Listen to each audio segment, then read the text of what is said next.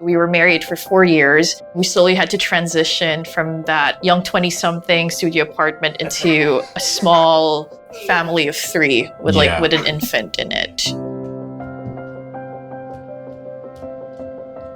Hi, I am Marla Darwin. This is my husband, Joel Darwin. We do everything as a tandem and a partnership. Making space for a new person is also making space literally to your living area. I don't know if anybody has told you a baby has so many things. And this is also with us being conservative in terms of cutting down and trying to maximize like what would be the best stuff for our kid. It's not just taking on every recommendation from every tita. When you start doing big purchase items, if you're not able to use it for the original purpose, parenthood kind of forces you to improvise faster. Yes.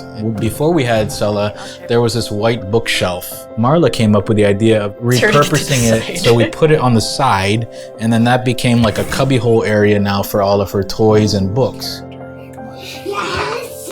We heard advice that a kid is really much more immersed in the world around them if it could see everything at eye level. It's more you create a world that they can see. Anything that she can interact with, that's her zone. And then things that we don't want her to be interacting with, we will put them on the high zone.